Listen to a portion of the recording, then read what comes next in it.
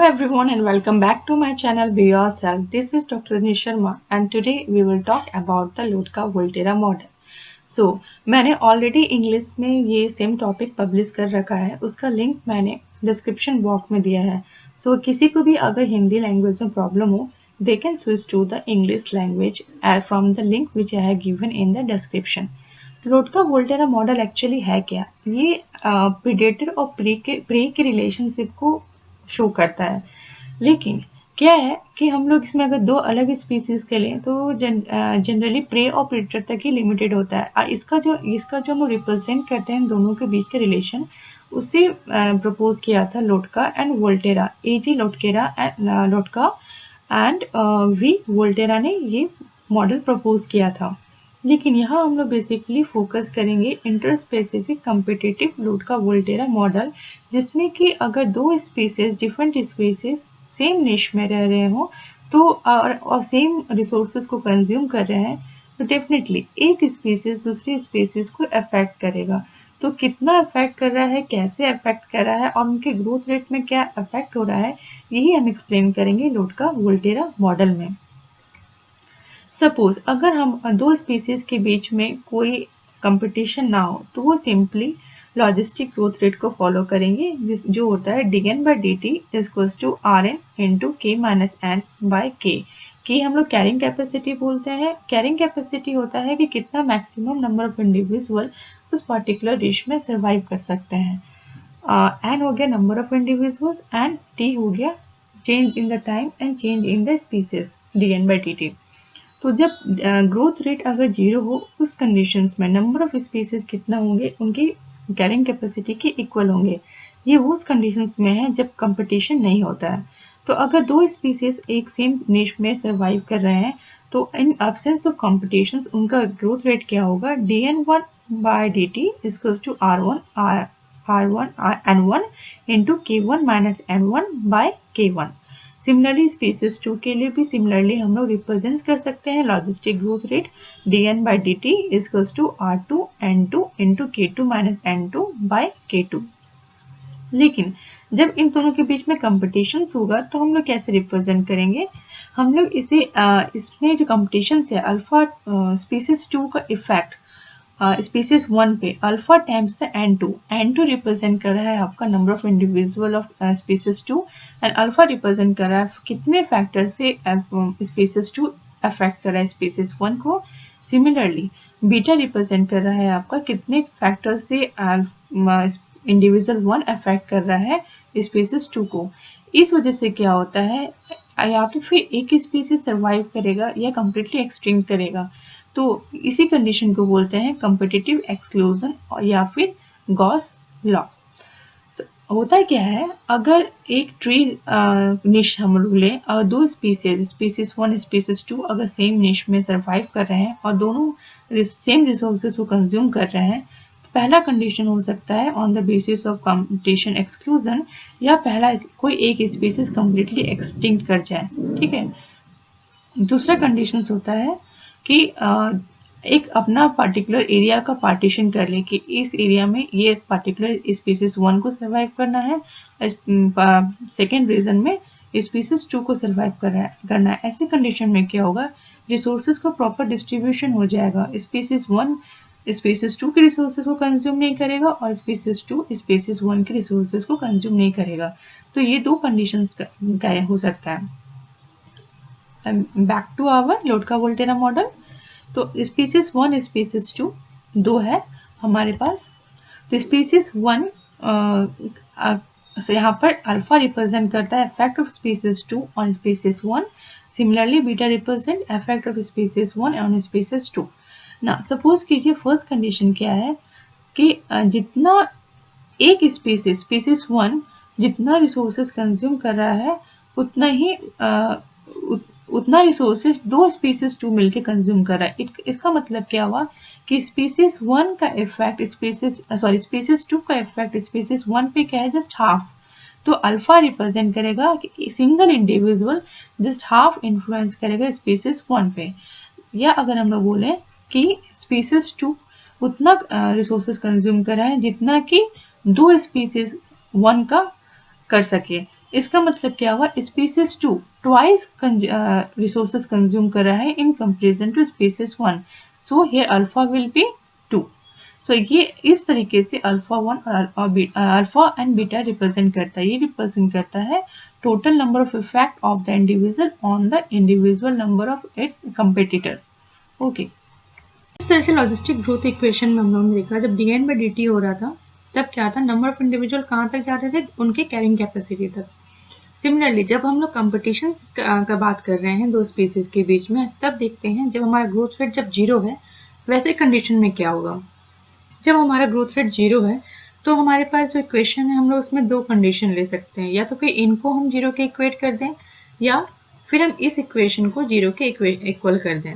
लेकिन क्या है, हमें कैरिंग कैपेसिटी के कंपैरिजन में हमें अपना इक्वेशन चाहिए, तो हम इस इक्वेशन को हम लोग जीरो के इक्वल कर देते हैं, यानी कि k1 minus n1 minus alpha n2 will be equals to zero.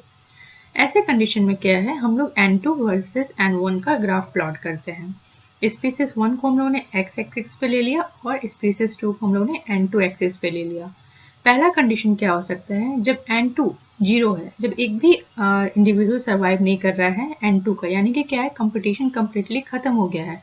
वैसे कंडीशन में लाइक लॉजिस्टिक ग्रोथ इक्वेशन में n1 कैरिंग कैपेसिटी तक जा रहा था, यहाँ पर भी इन एब्सेंस ऑफ n2 जब कंपटीशन नहीं होगा तब n1 कहाँ तक रीच करेगा, अपने कैरिंग कैपेसिटी तक।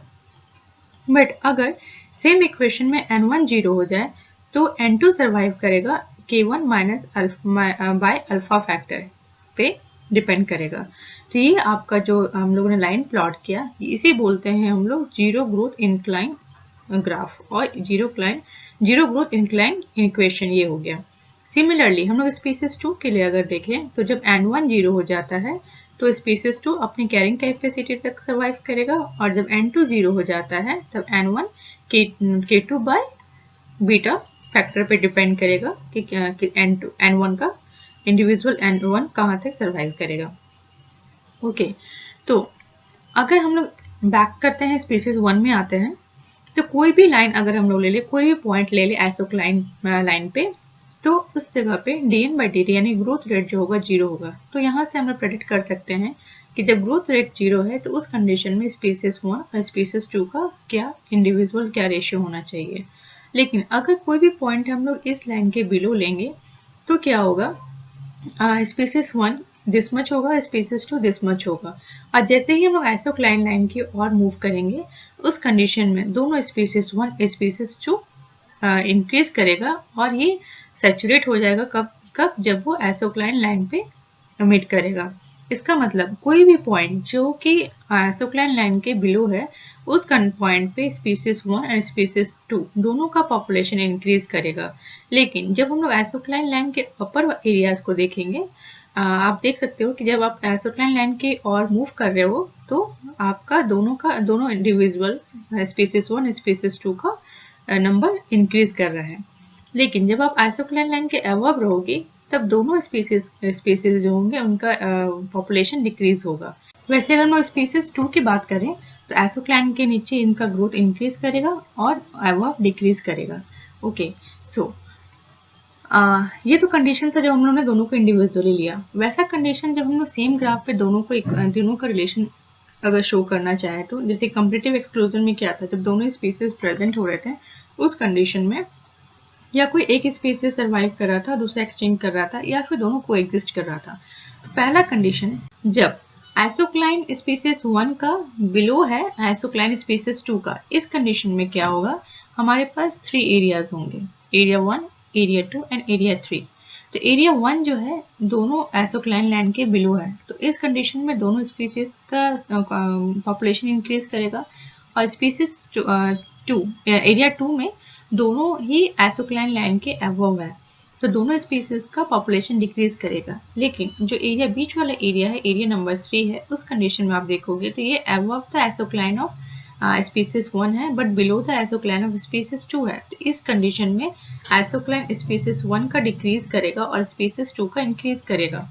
स्पीसीज 2 तब तक इंक्रीज करेगा जब तक कि वो अपना कैरिंग कैपेसिटी तक ना पहुंच जाए। इसका मतलब ये हुआ, तो ऐसे कंडीशन में एक स्पीसीज सर्वाइव करेगा, दूसरा एक्सटिंक्ट कर जाएगा। तो आप यहाँ देखोगे तो स्पीसीज 1 जो है उसका एसोक्लाइन स्पीसीज 2 के बिलो है। इट मीन्स स्पीसीज 2 विन करेगा और स्पीसीज 1 लूज करेगा और स्पीसीज 1 एक्सटेंड कर जाएगा, जबकि स्पीसीज 2 सर्वाइव करेगा up to its carrying capacity. Similarly अगर आइसोक्लाइन स्पीसीज 2 का बिलो हो और आइसोक्लाइन 1 का हाई हो, तो सिमिलरली इन दो कंडीशंस तो वही रूल फॉलो करेंगे जहाँ की इन तीन एरिया में हम लोग को एनालिसिस करना होगा। स्पीसीज 1 2 दोनों इस रीजन में आपका इंक्रीज करेगा, स्पीसीज 1 2 दोनों डिक्रीज करेगा अबव द आइसोक्लाइन लाइन, और इस एरिया में जो कि इन बिटवीन दिस एरिया जो कि स्पीसीज 2 के अबव है, स्पीसीज 2 डिक्रीज करेगा और स्पीसीज 1 इंक्रीज करेगा। तो स्पीसीज 1 कब तक इंक्रीज करेगा? जब तक कि वो अपने कैरिंग कैपेसिटी तक ना पहुंच जाए। इस कंडीशन में स्पीसीज 2 एक्सटेंड करेगा या हम लोग बोल सकते हैं ये लूज करेगा और स्पीसीज 1 विन करेगा। ठीक है, अब ये तो कंडीशन था जब दोनों लाइन दोनों इंटरसेप्ट जो थे आइसोक्लाइन थे आपस में इंटरसेप्ट नहीं कर रहे थे। वैसे कंडीशन में जब दोनों लाइन आपस में इंटरसेप्ट करेंगे या दोनों आइसोक्लाइन आपस में इंटरसेप्ट करेंगे, वैसे कंडीशन में क्या होगा? पहला कंडीशन हो सकता है जब कैरिंग कैपेसिटी स्पीसीज 2 और स्पीसीज 1 दोनों का लोअर इंटरसेप्ट पे हो। तो हमारे पास 4 एरिया है एनालिसिस के लिए। ठीक है, तो पहला एरिया में दोनों इंक्रीज करेंगे, दूसरे एरिया में दोनों डिक्रीज करेंगे। इस एरिया में अगर आप देखोगे तो अबव द स्पीसीज 2 है एंड बिलो द स्पीसीज 1 है, तो स्पीसीज 1 इंक्रीज करेगा जबकि स्पीसीज 2 डिक्रीज करेगा। तो इस एरिया में स्पीसीज 1 सर्वाइव करेगा और दूसरे एरिया में जो कि above the species above the isocline of species 1 है और बिलो द स्पीसीज 2 है, इस एरिया में आपका स्पीसीज 2 सर्वाइव करेगा। इट मीन्स इस कंडीशन में दोनों स्पीसीज कोएग्जिस्ट कर सकते हैं। लास्ट कंडीशन क्या हो सकता है? जब हमारा कैरिंग कैपेसिटी स्पीसीज 2 का स्पीसीज 1 का एट द हायर इंटरसेप्ट हो, यहाँ पर लोअर हायर इंटरसेप्ट हो। ठीक है, हायर इंटरसेप्ट के कंडीशंस में हमारे पास फिर से 4 एरियाज है। तो बिलो द एरिया जो कि दोनों आइसोक्लाइन के अंडर है, वहाँ दोनों स्पीसीज इंक्रीज करेंगे, अबव डिक्रीज करेंगे। अब हमारे पास 2 एरिया है। इस एरिया में अगर आप देखोगे तो ये स्पीसीज 2 के अबव है और स्पीसीज 1 के बिलो है, तो स्पीसीज 1 इंक्रीज करेगा, और जबकि इस कंडीशन में स्पीसीज 2 के बिलो है, स्पीसीज 1 के अबव है, तो स्पीसीज 2 इंक्रीज करेगा और स्पीसीज 2 डिक्लाइन करेगा। ऐसे कंडीशंस में कोई भी एक स्पीसीज विन कर सकता है। अब यहाँ पर कौन से फैक्टर पे डिपेंड करेगा? स्पीसीज इफ डिपेंड करेगा आपका अल्फा और बीटा फैक्टर पे। जो ज़्यादा हाई होगा, अगर अल्फा हाई होगा तो स्पीसीज 1 आपका विन करेगा, और अगर बीटा अगर हाई होगा, सॉरी इफेक्ट ऑफ 2 है ना, अल्फा अगर हाई होगा जो कि 2 का इफेक्ट होगा 1 पे, अगर ये हाई होगा तो K1 डिक्रीज करेगा, और अगर बीटा हाई होगा तो K2 डिक्रीज करेगा। तो को एग्जिस्टेंस या किसी एक का सर्वाइवल डिपेंड करेगा आपके अल्फा और बीटा फैक्टर पे। तो ये था लोडका-वोल्टेरा मॉडल। जिन्हें भी हिंदी लैंग्वेज में प्रॉब्लम है वो इंग्लिश लैंग्वेज में स्विच कर सकते हो, उसका लिंक मैंने नीचे डिस्क्रिप्शन पे दिया हुआ है। आप मेरे चैनल को सब्सक्राइब करना और शेयर करना ना भूलें, और बेटर होगा कि बेल जो सब्सक्रिप्शन बटन के जस्ट स्ट्रेट में है बेल शेप, बेल जो है आपसे आप क्लिक करें ताकि जब भी मैं कोई अपलोड करूं आपको तुरंत नोटिफिकेशन मिले। तो ये था आज का टॉपिक। अपकमिंग टॉपिक्स के लिए आप मेरे चैनल को सब्सक्राइब कीजिए ताकि आप अपडेटेड रहें मेरे चैनल से। Till then, goodbye and have a nice day.